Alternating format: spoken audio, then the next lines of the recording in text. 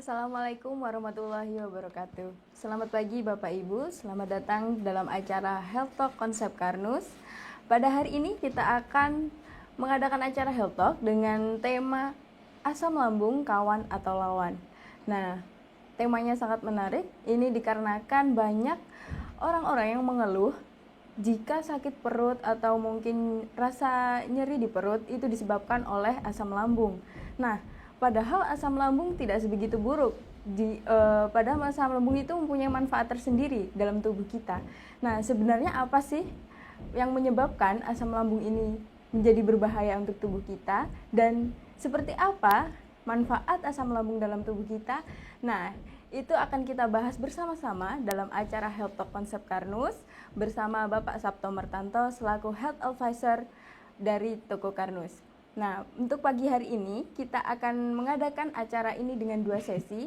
Untuk sesi pertama adalah materi, dan untuk selanjutnya akan dilanjutkan dengan sesi tanya jawab.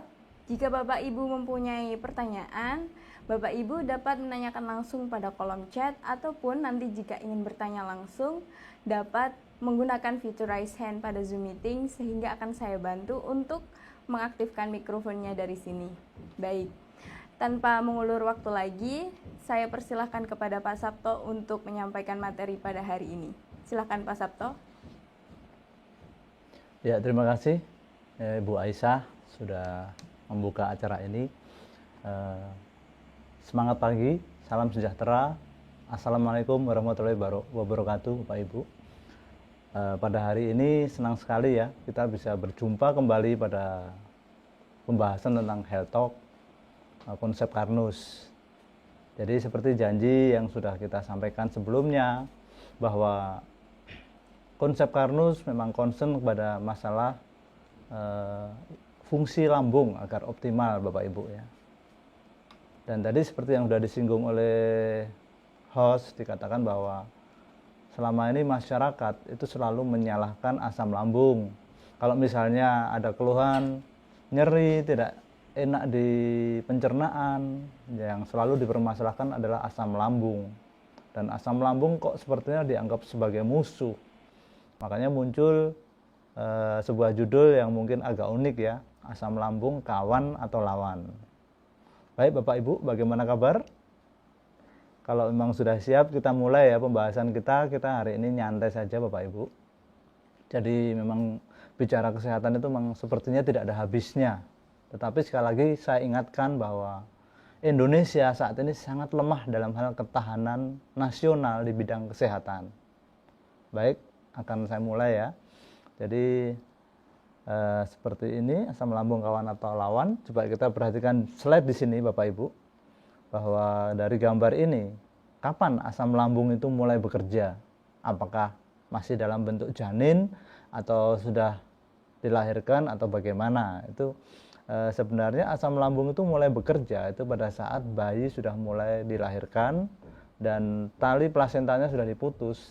Itu artinya bahwa bayi tersebut betul-betul bergantung dari makanan yang harus masuk lewat mulut, baik berupa ASI ataupun berupa makanan lain. Itu tandanya bahwa asam lambung itu sudah mulai bekerja.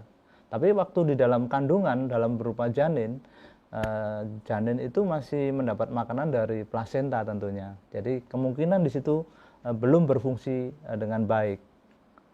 Pada gambar ini Bapak Ibu ada gambar mulai dari anak-anak bayi, kemudian masa anak-anak, masa remaja, hingga ini ya, sudah bekerja ya, pada usia muda ya, bahkan hingga manula itu asam lambung itu tetap bekerja Bapak Ibu. Jadi selama ingin bahwa pabrik kita atau tubuh kita ini tetap beroperasional, maka asam lambung itu harus bekerja, karena asam lambung itu adalah suatu modal utama untuk proses berjalannya mesin produksi di dalam tubuh kita. Ini pada slide yang lalu sudah kita bahas bahwa lambung yang sehat itu harus ada keseimbangan antara formasi dinding lambung atau otot lambung dan juga formasi kekuatan asam lambung yang disekresi atau dikeluarkan.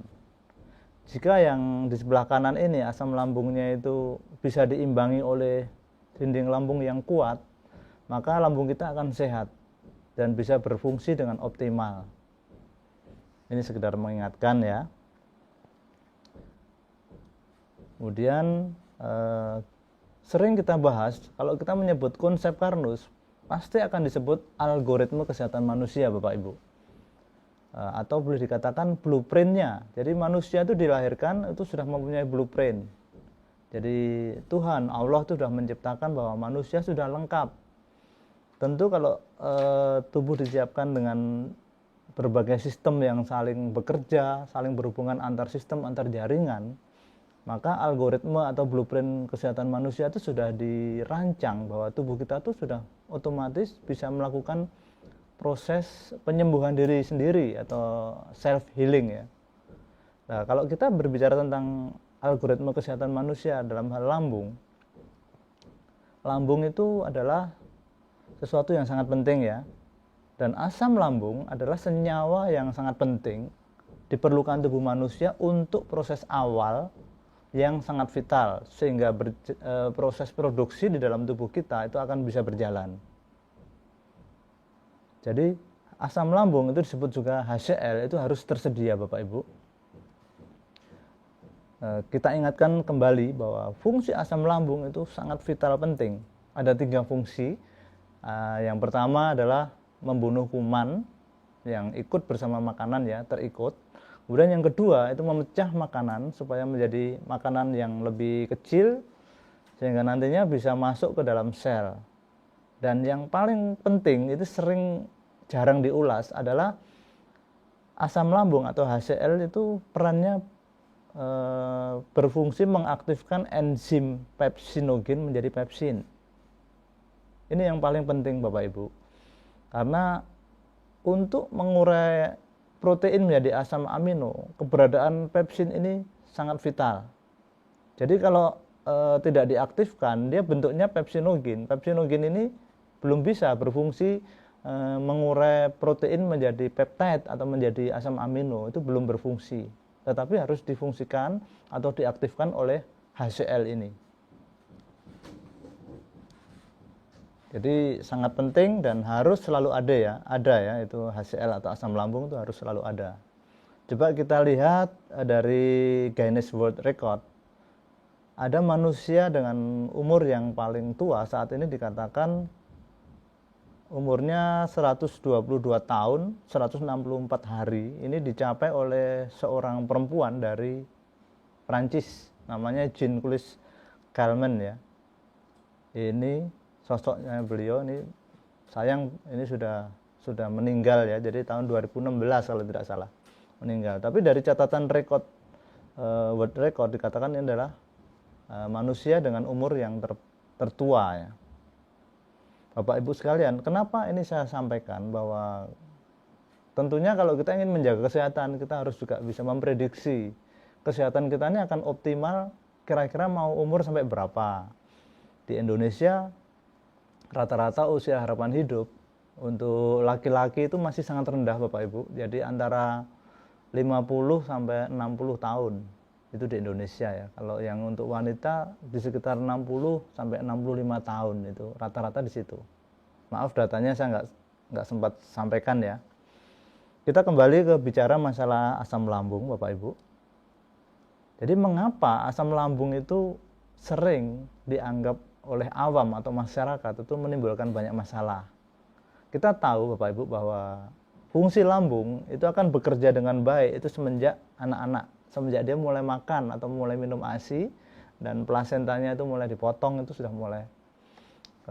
mulai aktif ya. Nah, asam lambung ini menimbulkan masalah. Ternyata bukan hanya pada waktu posisi sudah menjadi profesi muda seperti ini, tetapi mulai dari anak-anak di sini sudah sering menimbulkan masalah. Dan pada waktu remaja ini yang paling banyak ini gangguan berupa ini ya. Baik yang ringan berupa gastritis, berupa ulkus sudah mulai menyerang. Bahkan ada yang sangat parah di sini sehingga terjadi kematian muda. Itu yang sangat kita sayangkan Bapak Ibu. Kalau yang kasus manula banyak. Kasus manula banyak. Nah, itu kenapa bisa terjadi? Nanti akan kita ulas satu persatu. Jadi gangguan lambung itu terjadi biasanya nama-nama penyakit dengan gejala yang berbeda itu ada ini ya, yang nggak asing lagi, dispepsia, kemudian gastritis, ulcus duodenum, ulcus gastricum, ataupun GERD atau gastroesophageal reflux disease. Ini bentuk penyakit-penyakit yang mengganggu asam lambung, yang mengganggu lambung. Saya juga terikut ini sampai menyalakan asam lambung ya. Jadi kasus-kasus itu kalau misalnya dibiarkan berlarut-larut atau tidak ditangani dengan baik atau tidak dimengerti mulai dari sekarang, ternyata menimbulkan banyak masalah Bapak Ibu. Yang paling sering tidak disadari ternyata akibat gangguan lambung itu menyebabkan kolesterol yang berlebih di dalam sirkulasi darah. Otomatis kalau mengalami hiperkolesterol maka mengalami hipertensi. Ini kalau terjadi awalnya seperti itu. Kalau terjadi berpuluh-puluh tahun nanti akan menyebabkan diabetes, asam urat, gastrinoma. Nah, gastrinoma itu biasanya berbagai manifestasi dari gangguan lambung yang menyebabkan sel abnormal. Biasanya di sekitar lambung, apakah berupa ini kista, berupa tumor atau benjolan yang ada di dalam organ dalam manusia. Biasanya gastrinoma ini nyerangnya itu kalau nggak ke pankreas, di sekitar empedu atau di sekitar usus terjadi gangguan di situ. Gangguan berupa tadi kista, tumor, kanker bisa terjadi. Kemudian akibat dari gangguan lambung yang tidak termanage dengan baik akan menyebabkan penyakit infeksi seperti tipes. Kemudian kalau terjadi akut, infeksi akut, terjadi usus buntu. Ini juga angka kematiannya tingginya usus buntu. Dan yang paling ditakuti adalah terjadinya kanker usus. Ini akibat dari gangguan lambung ini Bapak Ibu. Dan lebih jauh ternyata bahwa kalau dirunut lebih jauh berbagai masalah gangguan kanker, tumor dan sebagainya atau disebut sebagai sel abnormal itu disebabkan dari gangguan lambung ini Bapak Ibu. Di mana masyarakat itu masih menyalahkan, oh itu karena asam lambung, seperti itu. Coba kita bahas sekali lagi. Kalau tadi dikatakan kalau terjadi keseimbangan itu lambung kita dikatakan sehat. Sekarang pertanyaannya, lambung yang tidak sehat itu seperti apa? Jadi lambung yang tidak sehat itu kalau terjadi ketidakseimbangan antara dinding lambung atau faktor pertahanan dan asam lambung atau faktor agresor atau penyerang ya. Ternyata bahwa asam lambung ini akan menjadi dominan kalau dinding lambungnya ini tipis Bapak Ibu. Ya, pertama kalau dia tipis otomatis mukosanya tipis, kemudian semuanya tipis ya, akhirnya dinding lambung tidak kuat sehingga asam lambung itu mudah menembus dinding lambung menyebabkan sakit ataupun menyebabkan borok atau ulkus ya. Kenapa seperti itu terjadi? Memang hal-hal yang mendasar itu sering kita lupakan ya. Misalnya kita tidak makan teratur, itu akan menyebabkan adanya ini ya, unsur bikarbonat di dalam dinding lambung itu akan menjadi berkurang. Kalau bikarbonat berkurang, maka akan menyebabkan HCl lambung ini sifatnya tidak terkendali atau menjadi iritatif. Jadi akibat kurang makan, kemudian juga akibat aliran darah yang jelek. Aliran darah yang jelek ini juga menyebabkan ini ya, sistem proteksi dinding lambung itu akan turun. Demikian juga kalau terjadinya regenerasi sel dan lain-lain itu semuanya turun, itu menyebabkan dinding lambung mengalami penurunan kekuatan atau proteksinya menjadi berkurang ya. Di sisi lain asam lambung itu akan semakin kuat kalau kita mengalami stres misalnya.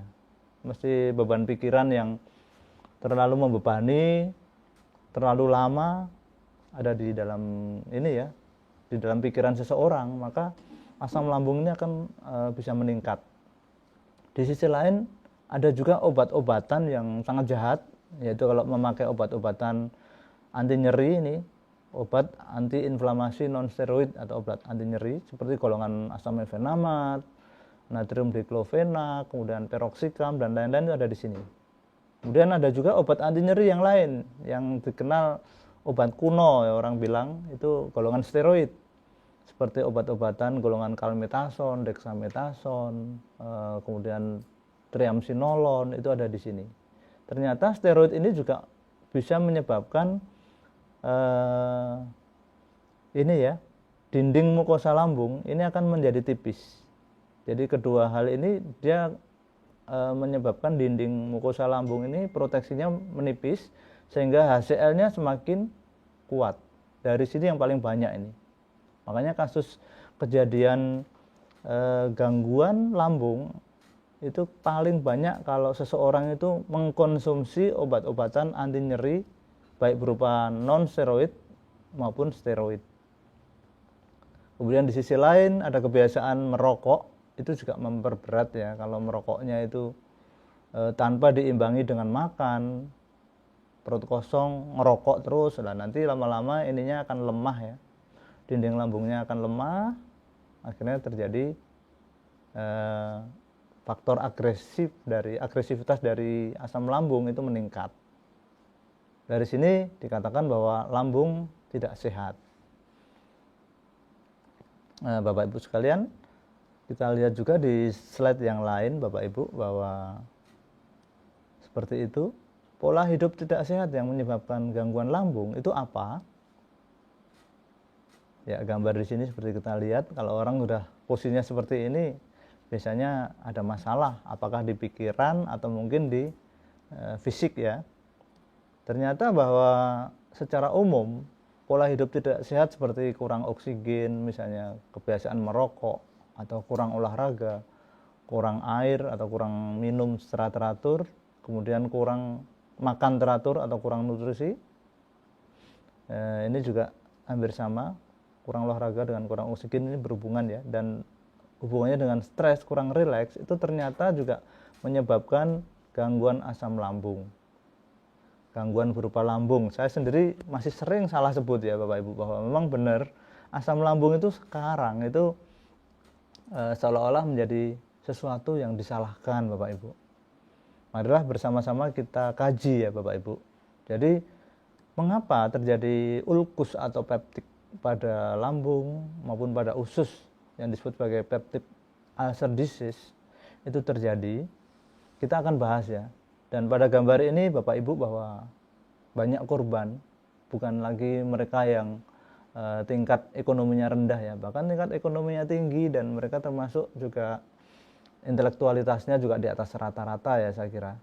Beberapa artis itu juga banyak meninggal karena sakit lambung. Ini adalah PR kita bersama Bapak Ibu, bahwa kenapa ketahanan kesehatan Indonesia ini lemah. Dari sini Bapak Ibu bisa buktikan.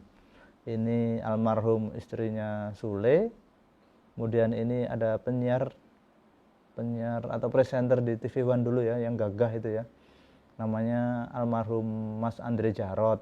Ini ada salah satu artis, saya kurang tahu nih yang agak ini ya, yang dia biasa ngelawak ya. Kemudian ada Didi Petet, nah bahkan ini ada dokter, dan juga ada salah satu nominator Putri Kecantikan Indonesia 2016 yang dari Maluku. Ini juga artis ya, Toro Marjen.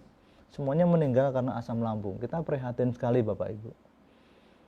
Dan kalau kita perhatikan secara umum, sekali lagi yang sering saya ulas dalam penyampaian presentasi saya, bahwa saat ini rumah sakit terus dibangun, dana BPJS terus digelontorkan, tetapi kenapa kok justru pasien yang sakit semakin bertambah? Itu adalah PR kita semua dalam membantu program pemerintah ya untuk menyehatkan masyarakat.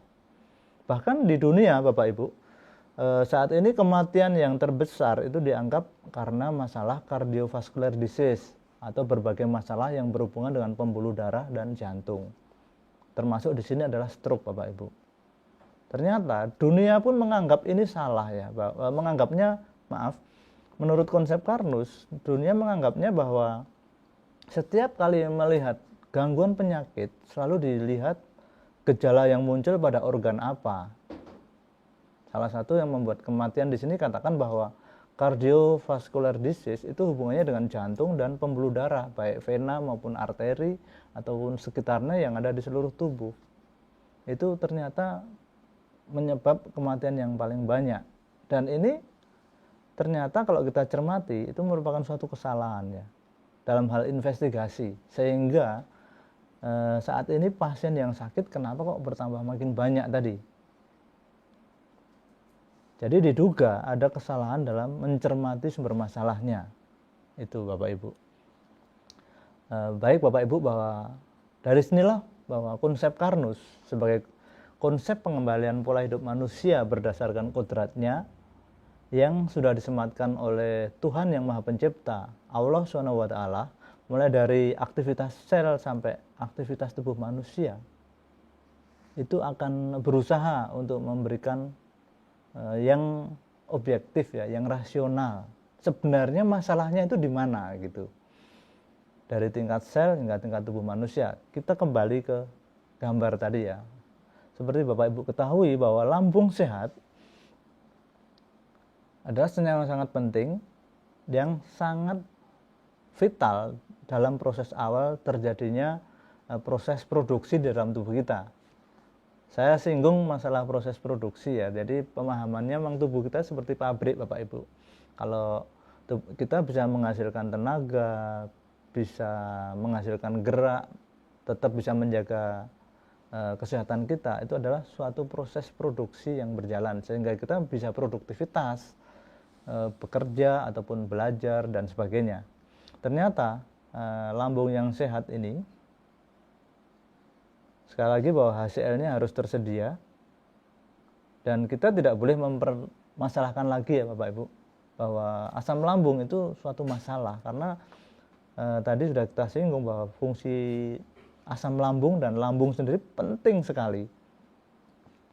Dan dari sini Bapak Ibu, bahwa setelah konsep Karnus melakukan berbagai investigasi, benar bahwa pengobatan umumnya pada penderita yang mengalami gangguan sakit MA di sini ternyata justru menimbulkan masalah, yaitu terjadinya metabolisme yang terganggu.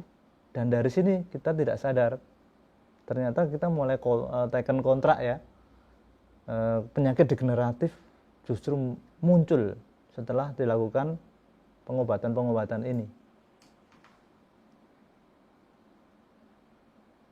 Dan faktanya, bagaimana penanganan gangguan lambung saat ini ya Bapak Ibu?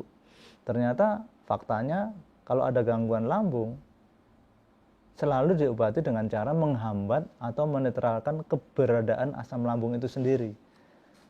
Ada 3 obat di sini, ada antacid, yaitu yang dikenal dengan produk yang di belakangnya ada mah-mahnya itu ya. Dia bekerja menetralkan asam lambung. Jadi mestinya pH asam lambung antara 4 sampai 5 itu dinetralkan mendekati 7. Kemudian obat yang kedua golongan H2 blocker seperti obat-obatan ranitidin, famotidin maupun simetidin, itu dia bekerja menghambat pengeluaran asam lambung yang lebih ringan dibanding PPI. Ini sama-sama, PPI ini juga menghambat sekresi asam lambung ya. Mulai dari omeprazol, lansoprazol dan sebagainya. Ini keduanya menghambat pengeluaran asam lambung. Yang paling kuat menghambat asam lambung memang saat ini golongan PPI atau pompa proton inhibitor. Jadi seperti ini Bapak Ibu, bahwa kenapa masyarakat yang sakit itu makin banyak, kenapa rumah sakit itu pasiennya tambah banyak. Mungkin di sini ada yang perlu dicermati lebih jauh, itu di sini Bapak Ibu. Bagaimana penanganan gangguan lambung yang sesuai dengan algoritma kesehatan manusia tadi. Dan saya ada suatu pengalaman menarik. Pada waktu kita melihat profil darah seseorang, ternyata orang yang lambungnya sehat itu berhubungan sekali dengan kualitas darah. Gambarnya seperti di sini. Ini adalah gambar kualitas darah pada seseorang yang tekanan darahnya normal, kolesterol, gula darah maupun asam uratnya normal. Gambar darahnya seperti ini. Namun pada orang yang lambungnya bermasalah, ternyata juga kualitas darahnya bermasalah. Ya, gambar darahnya seperti ini. Jadi profil darahnya kurang bagus ya Bapak Ibu. Ini ada gambar butiran darahnya yang sangat menggumpal atau mengalami hiperagregasi, kemudian mengalami juga peningkatan viskositas yang tinggi, itu seperti ini gambarannya. Kemudian akibat lambung yang bermasalah tadi ternyata di dalam pembuluh darah itu banyak sekali ditemukan polimer lemak. Ini polimer lemak yang disebut sebagai trigliserid ya. Jadi orang yang lambungnya bermasalah banyak TG-nya ini atau trigliserid. Kalau Bapak Ibu nggak percaya, Bapak Ibu bisa buktikan sendiri. Tadi kita singgung bahwa untuk menjaga fungsi lambung itu tetap berjalan dengan baik, kita harus makan, minum teratur. Kita kalau terlambat makan, itu sering kita rasakan, kita mudah masuk angin. Betul bukan Bapak Ibu? Nah, pada posisi masuk angin atau lambung itu akibat lambung bermasalah karena terlambat makan tadi, ternyata di dalam darah otomatis terjadi gangguan ini, trigliserid yang muncul ini ya. Ini salah satunya, meskipun ada juga faktor yang lain. Nanti akan kita bahas lebih jauh. Jadi akibat adanya trigliserid atau di dalam konsep Karnus sering disebut sebagai polimer lemak, ini yang menyebabkan masalah kualitas darah memburuk. Lalu apa hubungannya dengan berbagai penyakit? Nanti akan kita singgung ya. Ternyata bahwa gambarannya seperti ini ya. Jadi kalau lambung buruk, aliran darahnya pun banyak mengalami hambatan atau gangguan, timbul banyak sumbatan ya dalam darah, akhirnya sirkulasi darah tidak lancar. Hal ini bisa mengganggu organ-organ yang tergantung pada ini ya, kelancaran sirkulasi darah, baik pada jantung, pada otak, ginjal, maupun organ penting lainnya. Nah ini, bahwa lambung, akhirnya kita melakukan suatu hipotesa dan kita menyimpulkan bahwa gangguan lambung adalah sumber semua masalah, terutama penyakit degeneratif Bapak Ibu. Penyakit degeneratif di sini antara lain apa? Yaitu diabetes, kemudian impaired glucose toleran atau gula darah yang tidak stabil, naik turun. Kemudian terjadi hipertensi, kemudian juga obesitas sentral, terjadi gangguan kista, asam urat, kanker, gangguan jantung, hiperkolesterol, retinopati dan sebagainya. Ini sebenarnya yang kita sebut dari penyakit-penyakit yang ada di gambar ini baru sebagian Bapak Ibu. Karena kalau kita telaah lebih detail, akibat gangguan asam lambung yang bermanifestasi di gangguan sirkulasi darah tadi, mungkin penyakit yang bisa menyertai atau terjadi komplikasi penyakit itu jumlahnya bisa ratusan. Yang belum saya sebut di sini apa? Gagal ginjal itu juga dari situ. Kemudian katarak itu juga dari situ Bapak Ibu. Jadi penyakit degeneratif itu menurut kami sebagai konsep Karnus yaitu karena gangguan lambung, sumber masalahnya di situ. Dia ada ilustrasi yang bagus Bapak Ibu bahwa lambung itu penting sekali. Beberapa penyampaian dari presentasi kami dikatakan bahwa kalau kita ingin hidup sehat sesuai dengan algoritma kesehatan manusia, yang paling penting adalah memperhatikan sel Bapak Ibu. Jadi ada sel ginjal, sel kulit, sel liver dan sebagainya. Kita makan seperti buah-buahan ataupun makanan yang enak di sini, sel tubuh kita tuh nggak pernah pusing ya. Kamu mau makan nasi rawon atau mungkin mau makanan yang tidak enak pun dia nggak pusing. Yang penting hasil akhir dari makanan ini diolah menjadi makanan atau nutrisi sel. Pada gambar ini Bapak Ibu bahwa pada posisi lambungnya bermasalah, entah karena ada gangguan ulkus, kemudian ada kebiasaan mengonsumsi obat mah ataupun air alkali yang terlalu berlama-lama ya. Hal ini akan berakibat apa? Yaitu protein itu tidak terpecah. Mestinya protein dipecah menjadi peptide atau menjadi asam amino bentuknya monomer ya. Tetapi kalau misalnya akibat pH lambung yang tadinya tidak sesuai dengan algoritma tadi, protein itu tidak akan terpecah karena pepsinnya tidak terbentuk.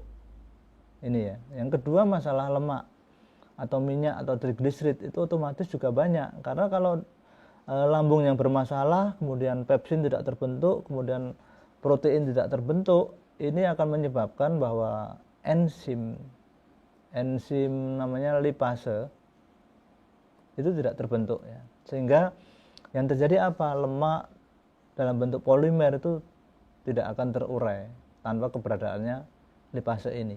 Di sisi lain karbohidrat juga tidak terpecah dengan sempurna. Otomatis lambung yang bermasalah, maka pemecahan nutrisi sel ini pun akan mengalami kendala. Nah, dari sini jika sel ginjal, sel kulit, sel liver, yang semua organ yang terdiri dari banyak sel tadi akan terjadi kekacauan ya Bapak Ibu. Jadi selnya lapar, kemudian sistemnya pun juga kacau ya, karena sistem itu biasanya berhubungan dengan hormon dan enzim ya. Ini berhubungan dengan asam amino, berharap bahwa lambung itu bisa mengolah protein menjadi asam amino, tapi kalau asam aminonya tidak terbentuk maka otomatis terjadi kekacauan sistem. Di sini sirkulasi darahnya tidak terkendali ya. Yang terjadi apa? Selnya kurang gizi, kemudian terjadi kematian sel dalam jangka panjang, dan hal ini bisa menyebabkan salah satu penyebab kematian yang terbesar di dunia tadi, yaitu terjadinya gangguan yang berhubungan dengan sirkulasi darah dan jantung. Yang paling banyak adalah gangguan jantung dan stroke. Jadi sebenarnya Bapak Ibu, dari pemahaman ini, kalau tadi dikatakan bahwa penyebab kematian terbanyak di dunia adalah masalah kardiovaskuler, sebenarnya kalau kita telaah lebih detail, masalahnya adalah di lambung yang tidak ditangani dengan baik. Dari sini Bapak Ibu, bahwa kalau tadi dikatakan bahwa asam lambung itu merupakan suatu musuh.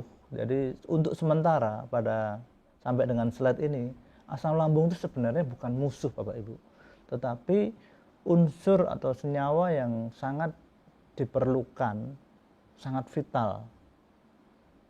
Karena kalau asam lambung itu selalu dihambat, dinetralisir, maka lambung akan bekerja tidak optimal, dan dari sinilah sumbernya penyakit kardiovaskuler disease tadi, atau penyebab kematian terbesar nomor 1 di dunia, atau sakit jantung, stroke, itu manifestasinya seperti itu. Jadi Bapak Ibu, bahwa kalau kita belajar tentang konsep Carnus, sebenarnya konsep Carnus ini luar biasa Bapak Ibu. Jadi konsep Carnus akan bekerja mengatasi langsung sumber masalahnya di mana. Ini dalam hal menjaga kesehatan manusia secara utuh. Kalau lambung itu bisa dipertahankan optimal, otomatis kita bisa terbebas dari penyakit diabetes, darah tinggi, obesitas sentral, kanker, dan sebagainya, yang tadi jumlahnya ada ratusan. Termasuk di sini kalau masih dini, gangguan katarak, gangguan berbagai masalah penyakit-penyakit infeksi pun juga bisa diatasi dari sini. Dan sekarang yang paling banyak dibicarakan orang adalah dalam hal meningkatkan imun. Itu semuanya juga dari sini. Karena untuk menahan serangan virus COVID-19 ini juga sangat tergantung dari sistem kerja tubuh kita. Jadi sistem itu antar sistem, antar jaringan, terutama oleh enzim, hormon, dan berbagai organ tubuh yang saling berkoordinasi, yaitu awalnya atau pusat produksinya dimulai dari masalah lambung tadi. Kalau gangguan lambung bisa diatasi, otomatis berbagai masalah tadi bisa diselesaikan. Inilah yang selalu disampaikan pada saat ini ya, pembahasan konsep Carnus. Bapak Ibu sekalian, bahwa seperti itu tadi, bahwa asam lambung itu adalah sebuah kawan ya, bukan lawan. Jadi untuk mencapai kesehatan yang optimal berdasarkan konsep Carnus, itu diperlukan langkah bijak dan rasional dalam penanganan gangguan ini ya, kesehatan, terutama gangguan jantung yang menyebabkan kematian nomor 1 di dunia tadi, dalam hal ini melalui lambung ya. Bapak Ibu sekalian, Kalau tadi terjadi ketidakseimbangan pada masalah dinding lambung dan asam lambung sehingga lambung bermasalah, bagaimana cara yang rasional yang harus ditempuh tanpa menyebabkan efek samping tadi? Kalau dengan fakta, dengan pengobatan ini ya, menetralkan asam lambung maupun menghambat asam lambung, itu sudah diketahui, sudah kita bahas semua, itu menyebabkan gangguan sistem, akhirnya hiperkolesterol, hipertensi, kemudian diabetes dan sebagainya. Di sini kita tawarkan Bapak Ibu bahwa cara yang rasional adalah jangan lagi mengotak-atik atau menghambat atau menetralisir asam lambung ini, tapi perkuatlah, ini harus diperkuat. Jadi faktor pertahanan diperkuat. Maka konsep Karnus itu menghadirkan sebuah produk alami ya, yang mengandung pati resisten misalnya. Pati resisten dalam konsep Karnus adalah bekerja meningkatkan atau memperkuat proteksi mukosa lambung. Kemudian ada lagi kolagen tipe 3, itu akan bekerja supaya tubuh itu bisa cepat dalam meregenerasi, terutama ini ya, dinding lambungnya cepat mengalami regenerasi karena mengandung protein berupa glisin, prolin dan sebagainya. Jadi konsep Karnus bekerja di sini Bapak Ibu, di mana faktor terjadinya gangguan lambung sebenarnya kalau kita telah lebih jauh, sebenarnya bukan masalah karena asam lambungnya, tetapi karena masalah dinding lambung yang mengalami penurunan. Jadi kalau secara mendasar, kalau kita masih sehat ya Bapak Ibu, kami ingatkan sekali lagi bahwa makan dan minum teratur, mengontrol stres dan sebagainya itu penting sekali. Jangan sampai kita sudah sakit baru berupaya ya Bapak Ibu. Dan nyatanya Bapak Ibu bahwa di atas 80% rata-rata orang itu baru berupaya kalau sudah sakit. Nah disinilah konsep Karnus hadir Bapak Ibu, bahwa ayo kita pertahankan keberadaan fungsi lambung kita agar tetap berfungsi optimal. Caranya apa? Ayo kita perkuat dinding lambung dengan memperkuat proteksi mukosa, kemudian regenerasi selnya kita percepat dengan kolagen tipe 3 dan sebagainya tadi. Jadi pengobatan sakit lambung itu umumnya menghambat atau menghilangkan HCl lambung. Jadi menurut konsep Karnus, hal ini adalah melanggar algoritma kesehatan manusia Bapak Ibu. Dan kalau kita ilustrasikan bagaimana kalau lambung kita ini sehat, tentu makanan berupa makanan enak di gambar ini, baik buah maupun makanan ini ya, akan dirubah oleh asam lambung dengan pH yang sesuai dengan algoritma. Otomatis protein bisa dirubah menjadi asam amino, kemudian lemak dirubah menjadi asam lemak dalam bentuk monomer ya. Ini maaf, ini salah ketik, mestinya monomer kalau misalnya benar, bukan polimer. Kalau lambungnya nggak benar jadinya polimer. Dan yang ketiga, karbohidrat terpecah sempurna menjadi monosakarida. Dari sini Bapak Ibu bahwa kalau nutrisi sel itu tersedia, otomatis sel ginjal, sel kulit, sel liver, sel jantung dan sebagainya, ataupun seluruh sel di dalam organ tubuh manusia itu akan mencapai kebutuhannya, akan tercukupi, sehingga terjadi apa yang disebut sebagai homeostasis, yaitu keseimbangan ya. Jadi selnya akan tercukupi. Dari sinilah bahwa kalau kita ingin menciptakan kesehatan yang betul-betul optimal, ternyata kuncinya adalah pada pemeliharaan lambung yang sesuai dengan algoritma ini tadi. Dari sini Bapak Ibu bahwa jika lambungnya itu bisa kita pelihara, maka tubuh akan sehat, kemudian kita bisa berproduktiviti secara optimal, dan otomatis kita juga bisa bahagia. Nah ini saya singgung bahagia ya. Bahagia itu apa sih syaratnya?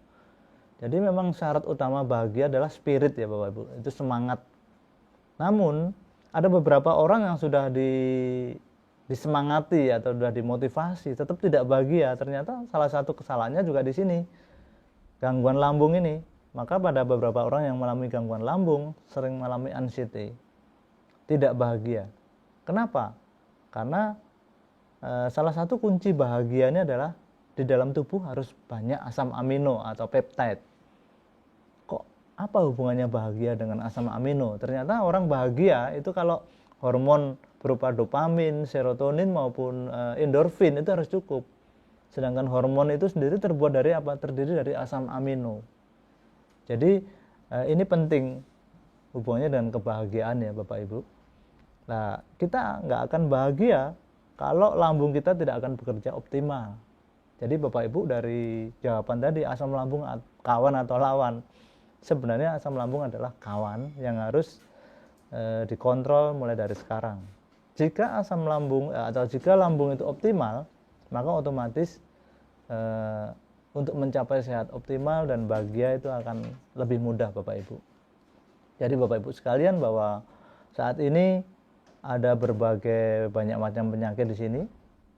Setelah keberadaan konsep Karnus dan juga bukti bahwa gangguan asam lambung itu adalah merupakan gangguan utama, maka kalau terjadi komplikasi berbagai penyakit seperti ini mulai dari diabetes, kemudian hipertensi dan sebagainya, kita nggak perlu minum obat ini banyak macam ya. Ada mungkin ada 10 macam obat yang harus kita minum kalau ada banyak komplikasi, tapi cukup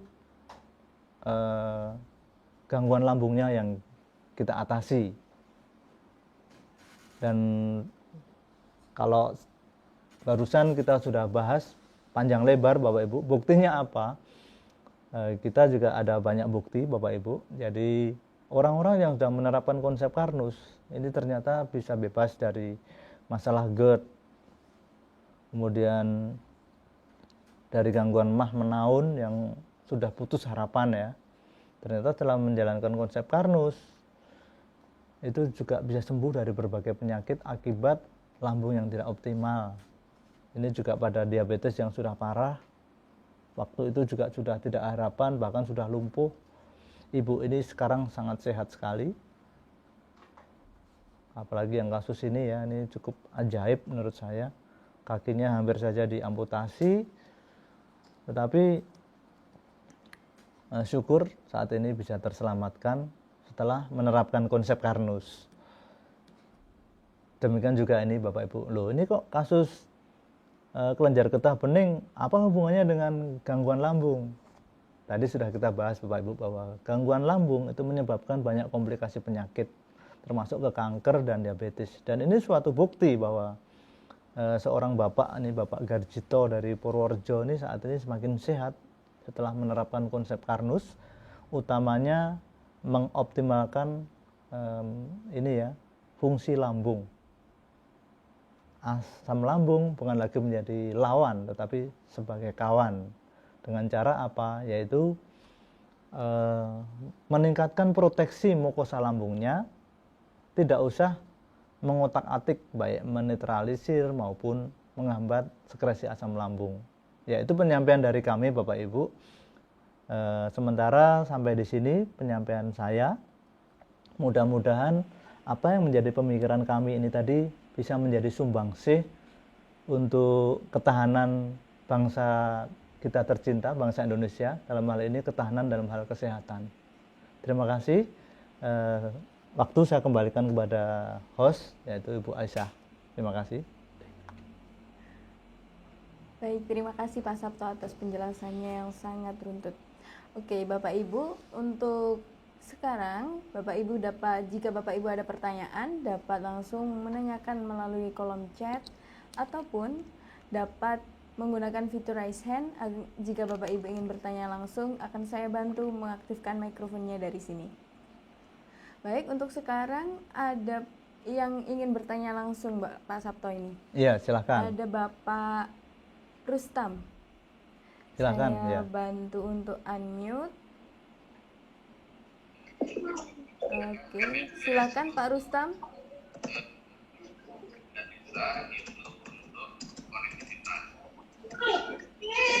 Baik, Pak Rustam. Oke, mungkin dengan Ibu Rohana. Nggak, kurang jelas ya suaranya ya. Iya. Bapak Rustam, apakah ingin bertanya langsung?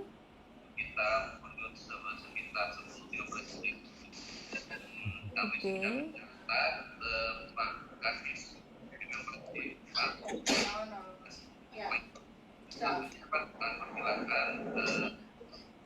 Mungkin dengan Ibu Fatrah. Ada 3 orang yang ingin bertanya langsung ini. Bapak atau Ibu? Baik. Oh, Bapak. Oke, Pak. Oke, Pak. Silahkan. Ya. Terima kasih. Selamat pagi. Tadi Selamat. sudah dijelaskan sangat menarik sekali untuk penanganan dinding lambung ya, masalah lambung ini. Cuma belum dijelaskan betul bagaimana untuk menjaga ataupun meningkatkan fungsi dinding lambungnya ini sendiri gitu kan. Apakah dengan treatment tertentu, apa dengan makan-makan seperti apa, apakah ada obatnya juga begitu. Jadi untuk meningkatkan dinding lambungnya itu sendiri, bagaimana caranya? Terima kasih. Baik, terima kasih. Silahkan Pak Sabto. Mungkin Iya. langsung. Baik. Jadi Bapak tadi sudah sempat saya singgung bahwa untuk meningkatkan dinding lambung itu hal yang paling mendasar adalah ini ya. Mohon maaf. Tolong di unmute dulu. Iya. Jadi untuk meningkatkan mukosa lambung itu yang paling penting adalah satu, jangan terlambat makan atau makan minum teratur. Kecuali memang sudah ada niat untuk berpuasa, itu biasanya sudah diniatkan, itu berbeda ya pembahasannya Bapak. Dan yang kedua, minum itu penting. Kenapa? Karena untuk mempertahankan mukosa lambung supaya kuat, itu sangat dipengaruhi oleh aliran darah. Kalau kita minumnya kurang, otomatis darah kita kental Bapak. Nah, kalau darah kental, otomatis sirkulasi darahnya jelek. Dari situlah pasti gangguan sirkulasi darah yang mempengaruhi kekuatan mukosa lambung itu akan turun. Itu yang kedua. Jadi tidak, saya ulangi ya, jangan terlambat makan atau harus makan minum teratur, jangan terlambat minum. Kemudian olahraga itu penting, ini secara mendasar ya. Kenapa olahraga penting? Karena dengan olahraga otomatis sirkulasi darah kita ini akan lebih baik. Kalau sirkulasi darah lebih baik, ternyata bisa membuat mukosa lambung itu semakin tebal. Kalau tadi Bapak menanyakan obat, sebenarnya kita cukup prihatin Pak. Selama tidak harus memakai obat, tetapi kita bisa sehat, saran saya itu jangan pakai obat Pak. Karena kalau kita bicara obat, pasti ada efek sampingnya. Obat ada dua, kalau yang dari bahan kimia atau dari farmasi dikatakan obat. Tetapi kalau dari herbal yang sifatnya jamu, itu juga obat Pak. Karena kita bicara tentang obat maupun jamu, pasti ada efek sampingnya. Jadi kalau misalnya sudah sakit, katakan aja, mungkin sebelumnya olahraga nggak sempat, makan juga nggak pernah teratur, stres tinggi dan sebagainya, sudah sakit. Bagaimana langkah supaya mukosa lambung itu baik? Sebenarnya dalam konsep Karnus itu sering kita bahas. Untuk memperkuat mukosa lambung secara alami itu sebaiknya cukup dengan makanan Pak. Kalau ingin lebih cepat, kemudian juga lebih kuat dibanding dengan makanan biasa, kita sudah siapkan itu namanya pati resisten. Pati resisten itu apa? Yaitu sebuah tepung yang diolah sedemikian rupa, itu kebetulan itu rahasia salah satu pabrik kami. Pati resisten itu akan membuat mukosa lambung menjadi semakin kuat atau semakin tebal.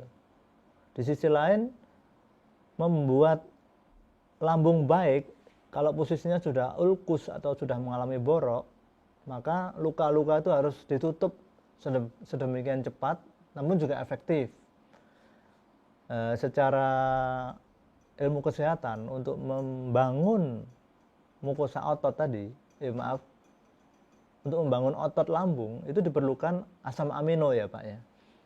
Memang kita tahu bahwa kalau kita makan tempe, makan ikan, makan daging, itu semua terdiri dari protein yang bisa dirubah menjadi asam amino. Tapi kalau sudah posisinya sudah sakit, kadang-kadang asam amino alami tadi masih kurang cepat. Oleh karena itu kita sudah siapkan apa yang disebut sebagai kolagen tipe 3 dengan berat partikel itu lebih kecil dari 3000 Dalton. Jadi seperti itu Pak. Kalau ingin dinding kita kuat secara mendasar, makan minum teratur, olahraga, jangan stres itu tadi ya.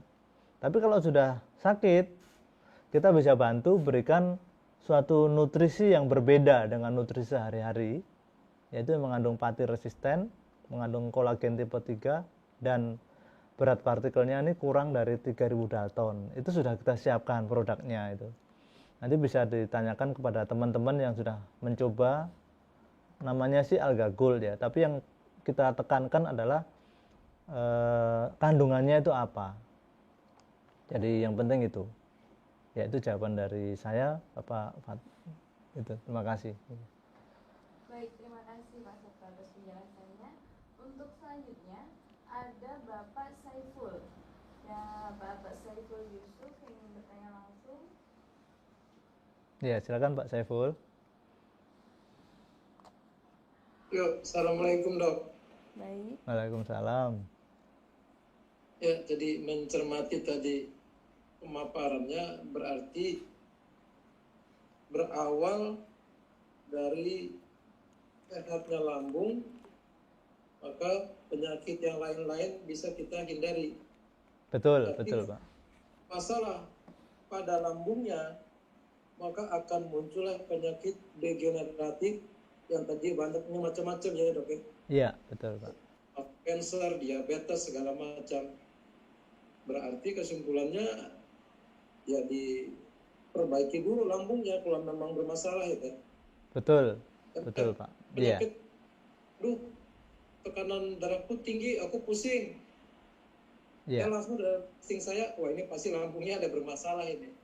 iya, Dan kembali lagi, kadang-kadang saya berpikir, saya sendiri udah pernah merasakan ya, kalau lagi banyak masalah, lambung itu sepertinya nggak nyaman ya dok. betul Terus Pak. secara Iya, iya, tiba-tiba bisa jadi mual, jadi enek. Yang parahnya lagi, kalau masalah itu nempel terus di otak kita, di bawah di otak kita, lama-lama asam lambungnya tambah naik, pengen muntah jadinya dok. betul, betul Pak. Betul kan? Pak ya? Iya, Nah sekarang, ya tadi kalau saya lihat, konsep Karnis ini adalah berusaha memberi asupan tambahan gizi agar sel-sel jaringan ini bisa bertumbuh dengan baik ya dok ya. Itu konsep betul, betul Pak. Iya, itu Pak. Jadi kan kesimpulannya ya termasuk penyakit yang tadi dokter ceritakan itu ya mau nggak mau sel jaringan yang rusak ini harus kita perbaiki, kita sehatkan kembali dengan memberikan asupan dari konsep Karnus ini ya dok ya. Iya, betul Pak Samsul. Pak Saiful.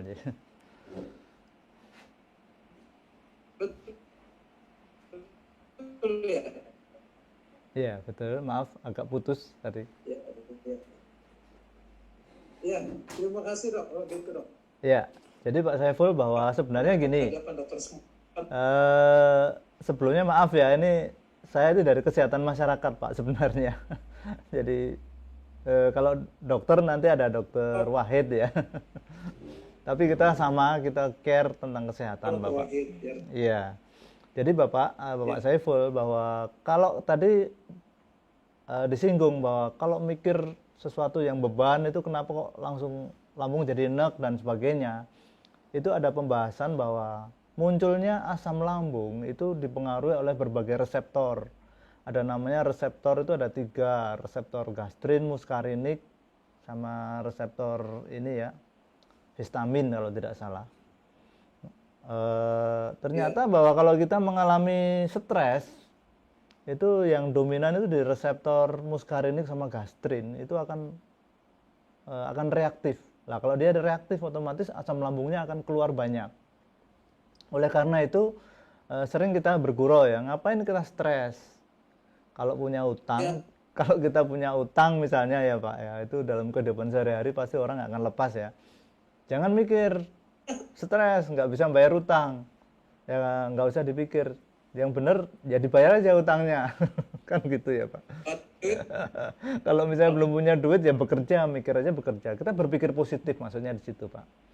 Jadi ya, seperti itu. Kemudian kalau Bapak lihat bahwa asam lambung ini harus selalu kita kendalikan, maka di konsep Karnus selalu kita sarankan, salah satu saran yang terakhir kalau tidak salah, berusahalah pikiran rileks, tidak stres. Nah, kalau kita berpikir rileks, tidak stres, otomatis kepala kita ini tidak terjadi tekanan.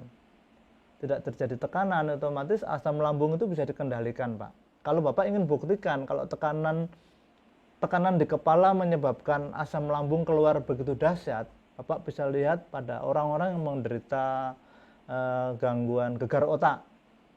Kalau dia jatuh, kepalanya terbentur, otomatis terjadi tekanan di kepala, itu lambungnya tidak terkendali, pasti dia muntah.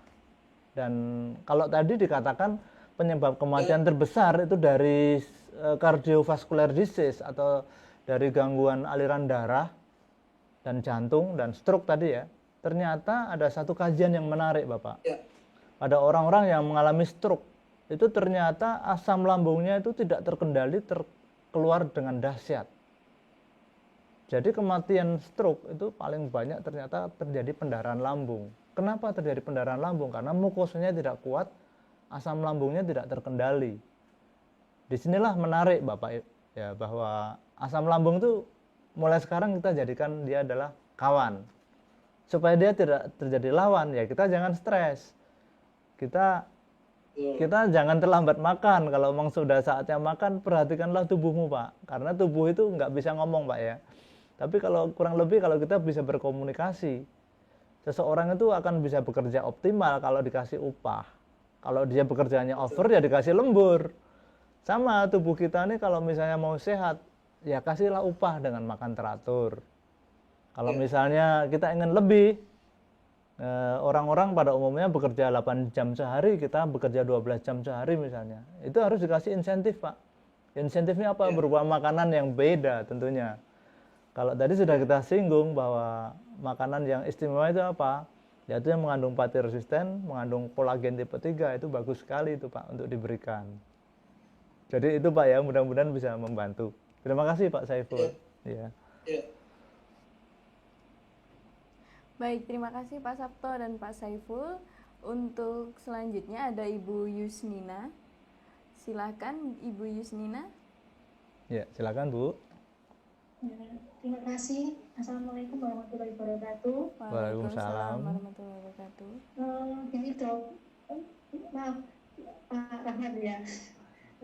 Mulai bulan akhir bulan Februari itu di tenggorokan saya tuh kayak ada mengganjal gitu. Di mana Bu? Tenggorokan. Tenggorokan. Oh, di tenggorokan ada yang kayak mengganjal, baik ya.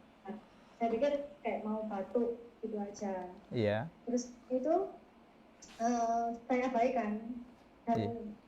terus kok mata itu perih, saya bawa ke dokter mata, katanya mata kering. Iya. Itu 2 kali ke dokter mata dan sama. Iya, Bu. Setelah itu ada beberapa, kurang lebih nggak ada 1 bulan, perut saya itu panas itu sampai ke atas ini.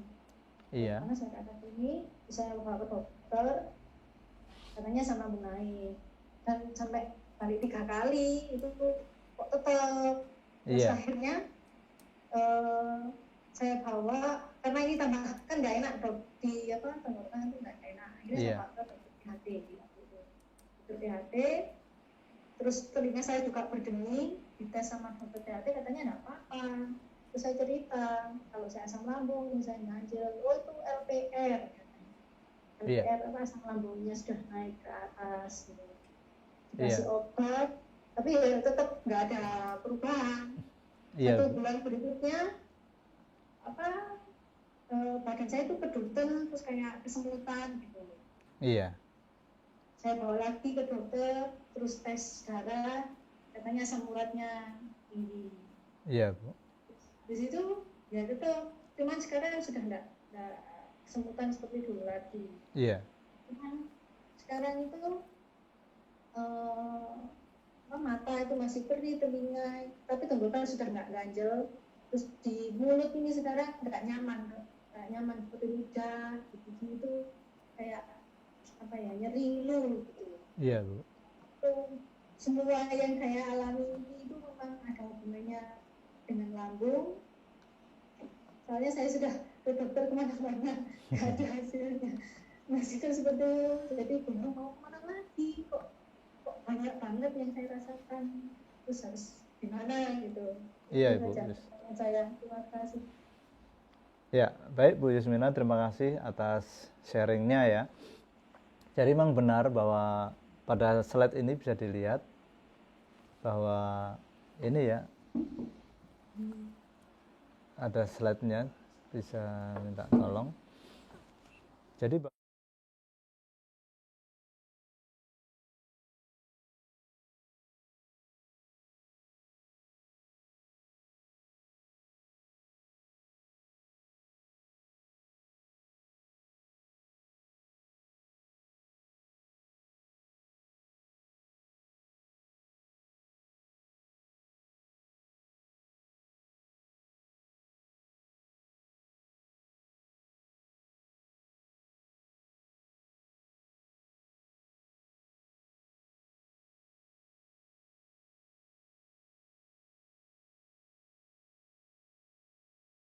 ya, baik Bu Yusmina, maaf nih tadi saya mau menjawab dengan slide tapi ada sedikit kendala teknis ya. Jadi memang benar bahwa akibat dari gangguan lambung itu menyebabkan komplikasi berbagai penyakit. Bahkan tadi yang kita sebut tadi salah satunya katarak, itu kan tidak sempat ya. Itu masalah katarak itu kenapa? Ternyata katarak itu terjadi karena cairan di dalam mata itu mengalami kekeruhan. Kok keruh kenapa? Karena banyak sekali kotoran atau polimer-polimer yang akhirnya mengganggu enzim namanya NADP. NADP terganggu terjadi katarak, itu Pak kalau pada masalah katarak lah. Kalau masalahnya Ibu tadi mulai dari masalah mulut yang tadi kering, tenggorokan terganjal, itu kurang lebih gangguan lambung Ibu itu sudah terjadi bertahun-tahun Bu. Itu sudah mengarah ke namanya GERD atau gastroesophageal reflux disease. Itu terjadi kenapa kok tenggorokannya ada mengganjal? Karena asam lambung itu naik ke atas. Naik ke atas tentu hubungannya ini dengan apa? Bukan hanya masalah lambung saja Bu. Kemungkinan namanya LES atau lower esophagus sphincter itu sudah terganggu. Jadi kalau misalnya terjadi gangguan seperti tinnitus, seperti menenging, kemudian mata berair, itu bisa terjadi Bu. Karena kalau lambung atau sebagai pusat produksi itu terganggu, semuanya akan kacau. Oleh karena itu, kalau dalam pengobatan medis selalu diobati gejalanya mana, organnya yang diobati. Itu saat ini memang sepertinya perlu dievaluasi lagi. Hanya yang jadi masalah kadang-kadang masyarakat itu juga tidak sabar ya. Telinganya sakit, inginnya telinganya diobati segera selesai. Matanya sakit, matanya segera diobati, segera selesai. Padahal sumber masalahnya di lambung. Seperti itu Ibu. Jadi mudah-mudahan dengan konsep Karnus ini kita bisa berkolaborasi dengan dokter ya Ibu. Bahwa saat ini penting untuk mengetahui ataupun membuat seseorang itu sehat dengan cara tetap mengedepankan algoritma kesehatan manusia. Kalau hanya mengobati dengan menghilangkan gejala, itu sering disebut dengan tindakan manipulatif ya. Dan sedangkan tubuh kita tadi sudah saya singgung pada penyampaian slide pertama, Tuhan, Allah itu sudah memberikan kita tubuh yang sempurna, blueprintnya seperti itu. Jangan dirubah-rubah. Jadi seperti itu Ibu. Kasus untuk Ibu Yusmina itu mohon fokus di pengobatan GERD-nya ya. Nanti akan kita pandu, bisa japri saya Bu.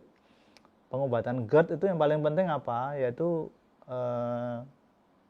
ini ya, anatomi lambungnya itu dikembalikan kepada bentuk semulanya dengan diberi zat-zat gizi yang mengandung pati resisten, kemudian mengandung kolagen tipe 3 tadi, di samping pola hidup yang lain seperti olahraga, penanganan stres dan sebagainya. Itu tolong itu dipandu. dilakukan secara rutin setiap hari. Dan sementara supaya asam lambung itu tidak naik atau tidak menyebabkan GERD itu semakin parah, mohon setelah makan itu jangan langsung baring, kemudian mohon makan jangan tergesa-gesa. Itu secara teknis seperti itu. Termasuk juga kalau makan kekenyangan itu material yang ada di dalam lambung itu akan naik sehingga menembus sphincter tadi, akhirnya menembus esofagusnya mengalami luka, itu yang disebut sebagai GERD itu. Ya mudah-mudahan dengan penyampaian ini semakin membuka wawasan kita, dan kalau tadi penyakit yang nggak kunjung sembuh itu semakin lebih cepat untuk terpecahkan dan semakin sehat. Itu harapan dari saya. Terima kasih. Mungkin ada lagi Bu Aisyah. Oke, terima kasih Pak Sabto atas penjelasannya. Jika Bapak Ibu mempunyai pertanyaan lebih lanjut, nanti dapat menghubungi admin ataupun pengundang Bapak Ibu sekalian jika Bapak Ibu mempunyai pertanyaan sekilas tentang konsep Karnus ataupun produk dari toko Karnus. Dan untuk pertanyaan selanjutnya Pak Sabto, ini bagaimanakah penerapan konsep Karnus secara nyata dan bagaimana prosesnya? Apakah dengan tambahan vitamin atau obat-obatan? Silahkan Pak Sabto. Baik, jadi penerapan konsep Karnus itu sejauh ini kita berusaha menjaga kesehatan sesuai dengan algoritma kesehatan manusia. Yaitu manusia itu akan sehat asalkan sel-selnya kita ini terpenuhi kebutuhannya. Yaitu apa? Sel itu pasti perlu makan kan. Sedangkan kebutuhan sel itu yang paling utama adalah oksigen, air, nutrisi yang seimbang, kemudian kinerja antar sistem, antar jaringan ya. Dalam hal ini hormon, enzim, dan berbagai perangkatnya itu harus bekerja terkoordinir ya, secara harmoni gitu ya. Kalau itu bisa terjadi, kita sehat. Yang menjadi masalah dalam pemenuhan nutrisi sel itu yang paling sulit Bapak Ibu. Sejauh ini masyarakat umumnya, karena Indonesia ini termasuk negara berkembang yang sudah mau masuk ke negara maju, pada kenyataannya banyak sekali masyarakat yang belum paham gizi yang baik itu seperti apa. Jadi penerapan Karnus kita selalu tekankan, tolong makan itu jangan berlebihan atau over. Oleh karena itu pengejawantahan konsep Karnus itu ada 6 langkah. Yang pertama adalah rekonstruksi lambung. Rekonstruksi lambung dilakukan setiap hari. Kenapa? Karena selama kita ini dinamis, maka lambung kita kemungkinan sering terjadi kerusakan. Harus dilakukan rekonstruksi setiap hari. Caranya dengan apa? Yaitu mengonsumsi makanan tambahan yang mengandung pati resisten, yang mengandung kolagen tipe 3. Kalau di sini kalau Bapak Ibu ingin mau simple, nggak ribet, sudah ada produk namanya Algagul Cereal. Kemudian yang kedua, berhenti makan sebelum kenyang, itu maknanya dalam sebenarnya Bu. Yaitu kita jangan sampai makan terlalu over, terutama kalori harus sesuai dengan ini ya, aktivitas fisik kita. Yang ketiga, makan dengan banyak protein, dengan banyak lauk ya, yang di konsep Karnus. Itu maksudnya apa? Bahwa tubuh kita ini paling dominan perlu banyak protein. Saat ini pandemi COVID masih merajalela ya. Ternyata salah satu cara yang paling efektif membuat imun kita baik adalah perkaya tubuh kita dengan produksi asam amino. Dengan banyak makan protein, kemudian lambung kita bisa kita rekonstruksi setiap hari, otomatis asam amino banyak. Dari situ imun kita akan sangat kuat.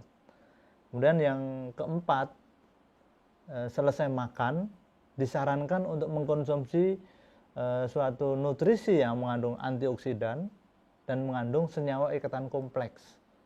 Ya, ini maksudnya apa? Kita ini setiap hari nggak mungkin lepas dari apa namanya makanan sintetis ya, makanan dengan pewarna, pengawet maupun perasa sintetis.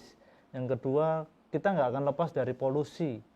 Tubuh kita itu pasti mengalami gangguan berupa radikal bebas. Radikal bebas itu bisa kita terapkan dengan maksudnya bisa kita bisa kita netralisir, radikal bebas itu dinetralisir dengan antioksidan. Kemudian kadang-kadang juga ada unsur-unsur racun, ada logam masuk ke dalam tubuh, itu bisa kita tangkap dengan senyawa ikatan kompleks. Dan yang terakhir adalah mengupayakan kita berpikir rileks dan positif. Itu konsep Karnus seperti itu, Bapak Ibu ya, bahwa yang paling penting tetap rekonstruksi lambung itu harus dilakukan setiap hari. Karena lambung adalah mesin yang paling penting di dalam tubuh kita. Meskipun juga ada yang penting lainnya seperti jantung, ada otak dan sebagainya, tapi jantung dan otak sangat tergantung dari optimalisasi dari lambung itu sendiri. Itu jawaban kami. Terima kasih. Baik, terima kasih Pak Sabto atas penjelasannya. Untuk pertanyaan selanjutnya, ini ada dari Bapak Sukadir dari Pontianak. Assalamualaikum Pak Sabto. Saya mau bertanya, saya sakit diabetes dan konsumsi glupatis. Dalam pemakaian jangka panjang, apakah tidak merusak organ lambung? Dan sekarang saya menerapkan konsep Karnus sudah kurang lebih 6 bulan. Gula darah naik turun antara 200 sampai 300, keadaan puasa. Mohon bimbingan obat kimia apa yang agak aman. Terima kasih Pak Sabto. Baik Bapak Sukadir. Jadi ini ya, kalau kita terkena gangguan diabetes, yang paling penting saat ini jangka pendek. Jadi ada jangka pendek dan jangka panjang ya. Jangka pendek adalah jangan sampai gula darah kita ini naik, tapi jangan sampai juga gula darah kita ini terlalu di bawah, atau jadi kalau naik disebut hiperglikemi, kalau di bawah disebut hipoglikemi. Kalau kita terjadi hiperglikemi, otomatis nanti banyak penyakit komplikasi seperti gangguan jantung, gangguan otak dan sebagainya, terutama gangguan ginjal. Itu kalau hipertensi. Tetapi kalau terjadi hipotensi, di mana gula darah itu normalnya kan di bawah 200 ya. Kalau gula darah puasa normalnya di sekitar angka 100. Hipotensi itu pada posisi gula darah acak itu di bawah 90 itu sudah hipotensi, Pak. Itu nanti tanda-tandanya apa? Keringat dingin, kemudian kita lemas. Kalau terjadi hipotensi juga berisiko, karena otak kita ini selalu minta glukosa ya untuk pemenuhan nutrisinya. Kalau terjadi hipotensi tidak segera ditolong, kita bisa stroke juga. Jadi yang paling penting jangka pendek tadi jangan sampai terjadi hipertensi dan hipotensi. Kalau kita bicara tentang obat yang Bapak minum tadi, saya duga kemungkinan dia akan bekerja merangsang pankreas untuk mengeluarkan banyak insulin. Itu kalau golongan namanya insulin sekretagog ya. Saya kurang tahu, coba nanti akan saya hunting ya. Yang Bapak minum tadi obatnya bekerja di mana? Karena mereknya ini ada ribuan ya Pak, saya nggak hafal. Kalau nama generiknya saya hafal, misalnya kayak glimepirid, glibenclamid, itu dia bekerja merangsang sekresi insulin. Nah, obat-obatan seperti ini hanya akan bekerja merangsang pankreas untuk mengeluarkan insulin lebih banyak. Itu kalau diterapkan jangka pendek baik ya, karena akan menjaga gula darah tidak tinggi. Tapi kalau kelebihan dosis akan menyebabkan hipotensi juga berbahaya, jadi harus pas. Jadi dalam jangka pendek itu penting. Tetapi secara jangka panjang kita tahu bahwa pankreas itu adalah suatu organ yang di dalamnya juga terdiri dari sel. Jadi sel-sel di dalam pankreas itu sendiri juga harus terpenuhi kebutuhan nutrisinya. Caranya apa? Ya pastikan lambungnya bekerja dengan baik. Kalau Bapak sudah mencoba menerapkan konsep Karnus, ya itu suatu kabar baik Pak. Mudah-mudahan segera ada ini ya perbaikan. Hanya tolong Bapak supaya sedikit telaten ya, karena pengobatan dengan konsep Karnus ini betul-betul adalah pengobatan yang sesuai dengan algoritma kesehatan manusia. Kita nggak sadar, tahu-tahu kita diabetes. Padahal kalau kita telaah secara rinci, proses terjadinya diabetes itu terjadi puluhan tahun, Pak. Nah, jadi kalau ingin pasti, tetapi harus telaten, harus tekun, Bapak menerapkan konsep Karnus itu sudah tepat, Pak. Hanya mohon lebih sabar ya, karena kemungkinan dalam waktu 1 bulan itu belum selesai. Kemungkinan perlu waktu sekitar 6 bulan bahkan 1 tahun, dengan catatan tolong penyampaian konsep Karnus betul-betul disiplin. Yang paling utama adalah secara jangka pendek obat jangan dilepas. Sampai kapan? Nah, itu sampai nanti kemungkinan terjadi gula darah itu betul-betul stabil, bahkan cenderung ke hipoglikemi. Itu nanti obat-obat diabetesnya baru dikurangi secara bertahap, jangan langsung stop. Kemudian yang kedua, harus ini ya, sementara diet lemak itu penting, karena yang mengganggu terjadinya diabetes itu karena resistensi insulin. Itu reseptor pada sel itu terganggu oleh lemak biasanya itu.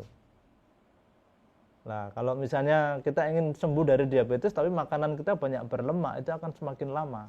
Apalagi malas olahraga, kemudian makannya nggak dikontrol, itu antara laju kesembuhan dibanding laju tingkat kerusakan lebih banyak laju ini ya, gangguannya, otomatis ya nggak sembuh-sembuh. Itu saran dari kami seperti itu. Jadi sudah tepat ya Bapak bahwa menerapkan konsep Karnus, obat-obatan yang dari dokter tadi jangan langsung dilepas. Dan kalau ingin lebih ini ya, sebaiknya juga sering berkoordinasi dengan lab, harus sering cek, juga koordinasi dengan dokter.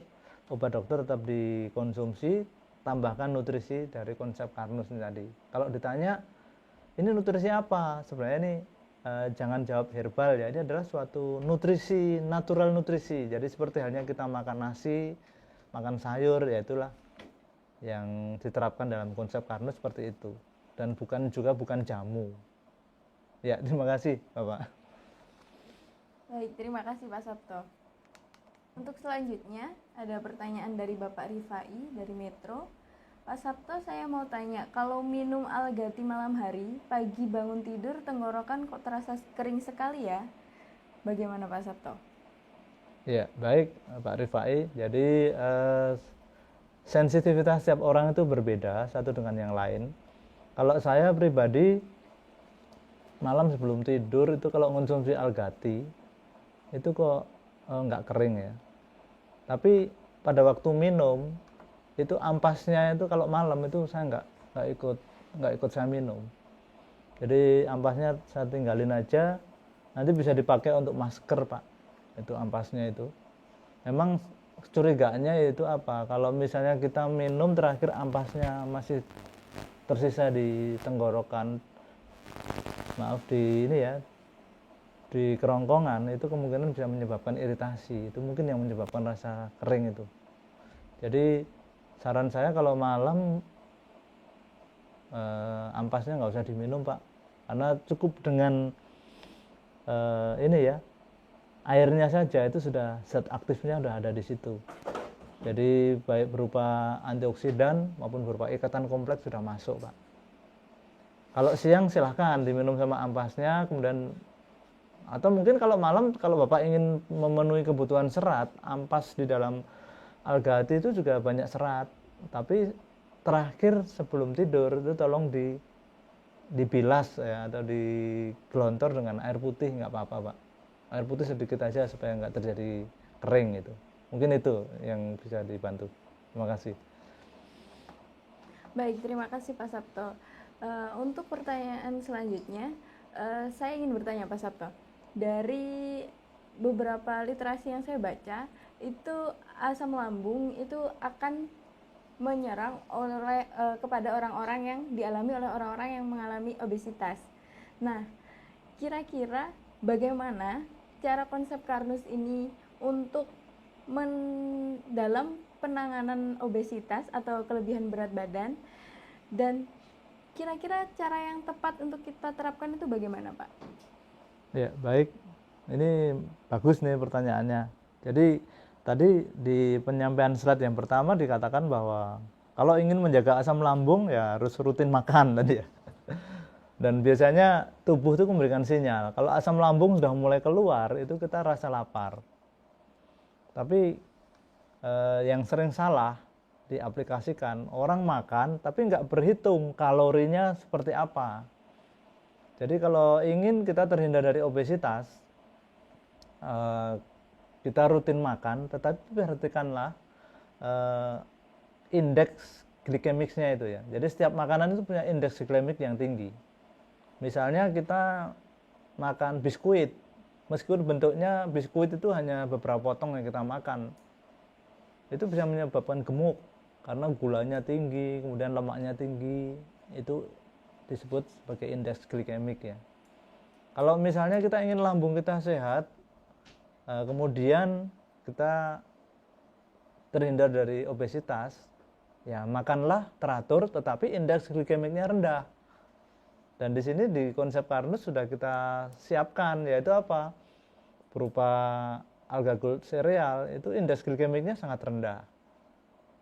Kalau misalnya Bapak Ibu cara tempuh dengan makanan yang sehari-hari yang indeks glikemiknya rendah, itu adalah salah satunya kentang ya. Kentang rebus itu indeks glikemiknya rendah. Kemudian ada yang bilang, saya makannya jarang.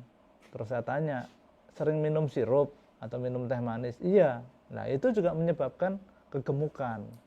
Karena indeks glikemik yang tinggi itu menyebabkan penimbunan lemak di dalam tubuh kita sehingga terjadi obesitas. Ya itu jawaban dari saya, mudah-mudahan membantu. Terima kasih Bu Asya. Baik, terima kasih Pak Sabto atas jawabannya yang sangat membantu. Dan untuk pertanyaan selanjutnya, berapa lama atau dalam jangka waktu berapa lama kita untuk penanganan asam lambung ini dengan alga gold sereal Pak? Atau apakah perlu dengan tambahan algati? Gitu Pak. Iya, baik. Jadi masalah gangguan asam lambung itu memang tingkatannya berbeda. Kalau yang paling ringan itu kemungkinan disebut gastritis ya. Jadi dia hanya masalah gangguan di mukosa lambung, tapi belum sampai menyebabkan iritasi pada otot lambung. Itu ringan. Kalau gangguannya hanya berupa itu, kadang-kadang kita hanya cukup dengan makan biskuit, itu pun sembuh kok. Cukup dengan makan tepung tertentu sembuh ya. Nah ini menarik, kebetulan saya lihat di media sosial itu ada beberapa yang mengklaim, oh ini ada makanan mengandung tepung dari salah satu umbi ya, itu bisa menyembuhkan gangguan lambung. Ya itu memang korelatif ya. Kalau kasusnya ringan, kasus gastritis. Tapi kalau kasusnya sudah ulcus duodenum, ulcus gastricum ataupun sudah GERD, hanya dengan mengandalkan tepung dari ubi-ubian itu nggak bisa. Karena ada dua hal yang harus dilakukan, yaitu memperkuat mukosa dan merekonstruksi otot lambung yang koyak tadi. Oleh karena itu kita dalam konsep Karnus kita siapkan dua model. Yang pertama, mukosa lambungnya diperkuat dengan pati resisten. Kemudian rekonstruksi lambungnya ini diperkuat dengan kolagen tipe 3, tapi syaratnya ukuran partikel asam aminonya adalah di bawah 3000 Dalton. Itu penting sekali. Bagaimana kalau ukuran partikelnya di atas 3000 Dalton, misalnya di atas 10.000 Dalton. Nah, itu sudah sering dibuktikan. Ternyata orang-orang yang menderita gangguan lambung hanya mengkonsumsi ikan, mengkonsumsi tempe dan sebagainya itu enggak juga cepet ya, sembuhnya enggak cepet. Yaitu korelasinya itu karena berat partikelnya masih kurang dari 3000 Dalton. Kemudian kalau tadi ditanyakan algati penting atau tidak? Tadi disinggung bahwa untuk meningkatkan mukosa lambung itu aliran darah itu harus bagus. Ternyata dengan penambahan antioksidan maupun senyawa ikatan kompleks pada algati itu akan menyebabkan sistem sirkulasi darah itu baik.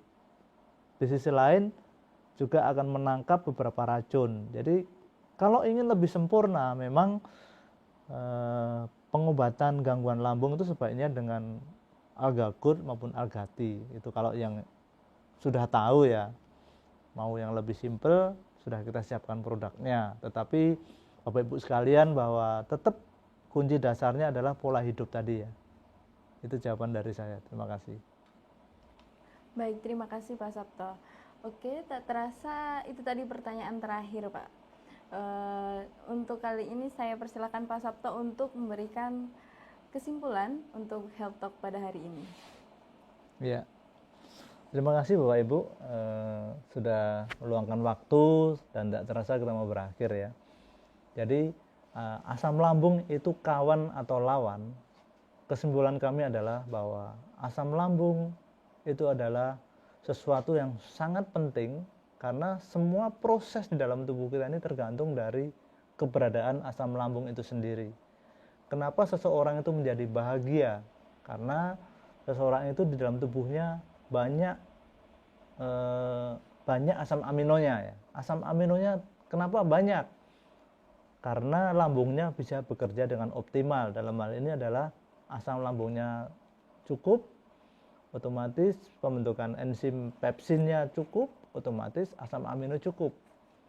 Jadi kalau dikatakan sekali lagi bahwa asam lambung kawan atau lawan itu tergantung dari cara kita ya Bapak Ibu. Kalau kita menganggap asam lambung itu adalah lawan, maka jangan harap kita akan bisa mencapai kesehatan yang optimal. Jadi kesimpulannya, asam lambung adalah sesuatu yang penting, yang harus ada di dalam lambung. Hanya supaya asam lambung itu tidak menjadi lawan, perkuatlah mukosa dinding lambung, atau dinding lambung ini proteksinya itu diperkuat supaya keberadaan asam lambung itu bukan menjadi masalah untuk tubuh kita, tetapi justru menjadi manfaat yang sangat diperlukan dalam menjaga kesehatan kita secara optimum. Jika kita bisa menjaga asam lambung dan mukosa lambung itu seimbang, maka semua penyakit degeneratif, mulai dari hiperkolesterol, hipertensi, diabetes, bahkan kanker, itu bisa kita jauhkan dari diri kita. Itu penyampaian saya. Mudah-mudahan bahwa penyampaian kali ini membuka kacamata kita semua dalam menjaga ketahanan nasional Indonesia melalui kesehatan. Terima kasih. Kurang lebihnya saya mohon maaf. Wassalamualaikum warahmatullahi wabarakatuh. Selamat siang. Terima kasih. Waalaikumsalam warahmatullahi wabarakatuh. Terima kasih Pak Sabto atas materi yang telah disampaikan pada hari ini. Semoga dapat bermanfaat untuk kita semua. Dan terima kasih kepada Bapak Ibu yang telah bergabung dalam acara Health Talk dengan tema asam lambung kawan atau lawan. Jadi kita jadikan asam lambung sebagai lawan ya Bapak Ibu? Sebagai kawan. Nah, saya maaf. Jadi jika Bapak Ibu mempunyai pertanyaan lebih lanjut mengenai konsep Karnus ataupun produk dari toko Karnus, Bapak Ibu dapat menghubungi pengundang Bapak Ibu sekalian ataupun admin kami dalam sosial media kami di Facebook, Instagram, dan YouTube dengan nama karnus.media. Dan sampai jumpa pada acara Health Talk Konsep Karnus selanjutnya. Konsep Karnus, cara cerdas untuk sehat. Terima kasih. Wassalamualaikum warahmatullahi wabarakatuh.